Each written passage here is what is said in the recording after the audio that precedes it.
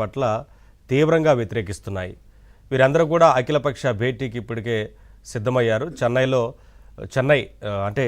ముఖ్యమంత్రి స్టాలిన్ అధ్యక్షతన ఈ భేటీ జరగబోతా ఉంది. ఈ భేటీకి తెలంగాణ నుంచి ఇటు ముఖ్యమంత్రి రేవంత్ రెడ్డి, అలాగే Congress party TPCC chief Mahesh Kumar Goud, అలాగే కేటీఆర్ కూడా హాజరవబోతున్నారు. బీఆర్ఎస్ వర్కింగ్ ప్రెసిడెంట్ కేటీఆర్, వారి పార్టీకి సంబంధించిన ప్రముఖులు హాజరవబోతున్నారు. అలాగే ఇటు కేరళ ముఖ్యమంత్రి పినరాయి విజయన్తో పాటు ఇతర పార్టీలకు సంబంధించి దక్షిణాదిలో కీలకంగా ఉన్న పార్టీల ప్రముఖుల నేతలందరూ కూడా హాజరవబోతా ఉన్నారు. ముఖ్యంగా కేంద్రం దక్షిణాది రాష్ట్రాలకు అన్యాయం చేస్తుందంటూ వీరందరూ కూడా గలమెత్తుతూ ఉన్నారు.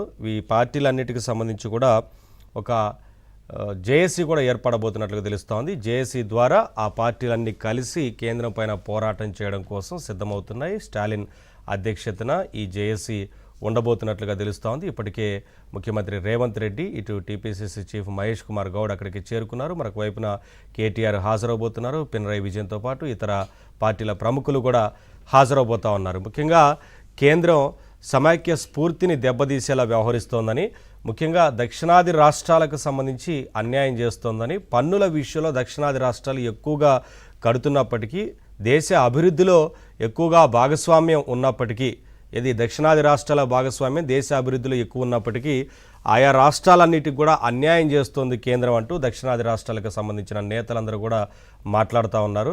కేంద్రం పెత్తనం చేస్తోంది రాష్ట్రాల మీద అంటూ మాట్లాడుతున్నారు. ఎట్టి పరిస్థితుల్లో దీన్ని సహించాం, సమైక్య స్ఫూర్తికి విరుద్ధంగా కేంద్ర ప్రభుత్వం వెళ్తా ఉంది, అందుకనే పోరాటానికి సిద్ధమవుతున్నామంటూ ప్రముఖ పార్టీలన్నీ కూడా ఇప్పటికే ప్రకటించాయి. ఖచ్చితంగా ఈ జేఏసీ కార్యాచరణ ఎలా ఉండబోతోంది, మరి ఈ జేఏసీలో ఏమేం చర్చించబోతా ఉన్నారు, అఖిలపక్ష భేటీలో ఏమేం చర్చించబోతా ఉన్నారు, ఏ పార్టీలు ఇంకా హాజరవబోతున్నాయి, అలాగే ఏ పార్టీ స్టాండ్ ఎలా ఉండబోతుంది, ఇలాంటి అనేక అంశాలకు సంబంధించి కొంత ఉత్కంఠగా ఉంది. ఎందుకంటే ఒకవైపున తెలంగాణ రాష్ట్రంలో ఇప్పటికే కాంగ్రెస్ పార్టీ, బీఆర్ఎస్ ఇటు బద్ధ శత్రువులుగా ఉన్నాయి.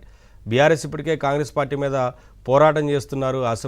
అసెంబ్లీ సాక్షిగా చాలా అంశాలకు సంబంధించి మాట్లాడుతూ ఉన్నారు. అయినప్పటికీ మరి జేఏసీ ఏర్పడితే ఒకే వేదికగా అక్కడ ఈ రెండు పార్టీలు కలిసి కేంద్రం మీద పోరాటం చేయాల్సి ఉంటుంది. డీలిమిటేషన్ వ్యవహారానికి సంబంధించి కావచ్చు, అలాగే దక్షిణాది రాష్ట్రాలకు అన్యాయం జరుగుతుందంటూ మాట్లాడుతున్నారు. పలు అంశాల్లో దక్షిణాది రాష్ట్రాలకు ప్రాధాన్యం తగ్గించే ప్రయత్నం చేస్తోంది కేంద్రం అంటూ మాట్లాడుతున్నారు. కాబట్టి ఈ విషయాలన్నిటి మీద కూడా ఈ ఇరు పార్టీలు కూడా కలిసి పోరాటం చేయాల్సి ఉంటుంది. మరి వీరి స్టాండ్ ఎలా ఉంటుంది, కలిసి పోరాటం చేసే విషయంలో మరి రాష్ట్రంలో కొట్లాడుతున్నారు. మరొక వైపున కేంద్రం మీద కలిసి పోరాటం చేసే ఈ వేదికకు సంబంధించి ఐక్య వేదిక మీద ఎలా పోరాటం చేస్తారు లాంటి అనేక అంశాలు ఉన్నాయి. వీటన్నిటికి సంబంధించి ఇవాళ మార్నింగ్ డిబేట్లో మాట్లాడదాం. చిన్న బ్రేక్ తీసుకుందాం. బ్రేక్ తర్వాత చర్చను కంటిన్యూ చేద్దాం. చూస్తూనే ఉండండి ఏబిఎన్.